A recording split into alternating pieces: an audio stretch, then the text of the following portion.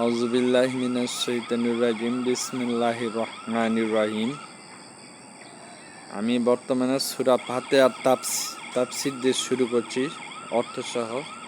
সূরা ফাতিহার তাফসীর হচ্ছে, আইয়ামে জাহিলিয়ার যুগে মানুষেরা কন্যা সন্তানদের হত্যা করত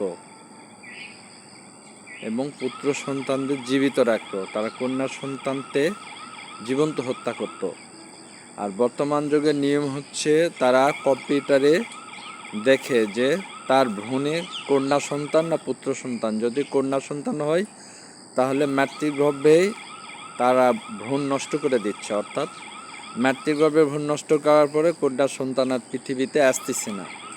এটাও একটা মারার কেসই। আর আইমে জাহিলিয়াতের যুগে তারা যে কন্যা সন্তানকে হত্যা করতো, ওটা একটা মার্ডার কেস। বর্তমান যুগে যে মাতৃগর্ভে ভ্রূণ হত্যা করা হয়, এটা একটা মার্ডার কেস এবং দুটোটার শাস্তি সমান। দুটোটার জন্যই জাহান্নামে যেতে হবে। ভ্রূণ নষ্ট করার ফলে জাহান্নাম ছাড়া কোনো পথ নেই। কারণ কোনো ব্যক্তির হক নষ্ট করলে এই ধরনের পাপ ক্ষমা করার ইখতিয়ার আল্লাহ হাতে রাখেনি। আল্লাহ বান্দার হক দিতে বদ্ধপরিকর। আল্লাহ বান্দার হকের প্রতি খুবই অনুগ্রহশীল এবং দয়ালু।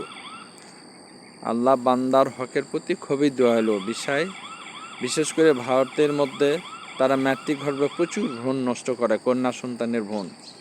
এটা একটা কিয়ামতের পূর্ব লক্ষণ। কিয়ামতের পূর্বে কন্যা সন্তানের ভ্রূণ নষ্ট হবে সারা পৃথিবীব্যাপী। এটা হচ্ছে, তবে ভারতে বেশি। আমার জানা মতে বাংলাদেশেও শুরু হয়ে গেছে। আমাদের উচিত হবে কোনো কন্যা সন্তানের ভ্রূণ মাতৃগর্ভেই নষ্ট না করা এবং পৃথিবীতে আসার পর ভূমিষ্ঠ হওয়ার পর তো কোনো ব্যক্তিকে বা কোনো প্রাণীকে তো হত্যা করার, কোনো ভ্রূণকে বা কোনো শিশুকে তো হত্যা করার কোনো যুক্তি আসে না। কোনো শিশুকে হত্যা করার একমাত্র শাস্তি হচ্ছে ইসলামিক নিয়ম অনুসারে মৃত্যুদণ্ড। কিন্তু আমাদের দেশের সমাজ ব্যবস্থা তো সবারই জানা। এখানে টাকা হলেই সব শেষ।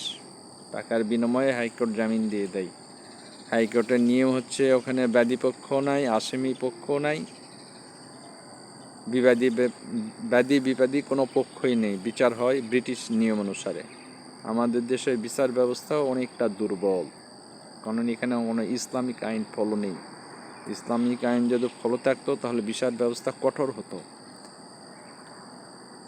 অর্থাৎ যারা কন্যা সন্তানের ভ্রূণ হত্যা করবে, এটা একটা সূরা ফাতিহার তাফসীরই হচ্ছে, আগেকার যুগে তারা কন্যা সন্তানের হত্যা করতো, বর্তমান যুগে এটা শুরু হয়ে গেছে। এটাই হচ্ছে সূরা ফাতিহার তাফসীরের মূল বিষয়বস্তু। ধন্যবাদ।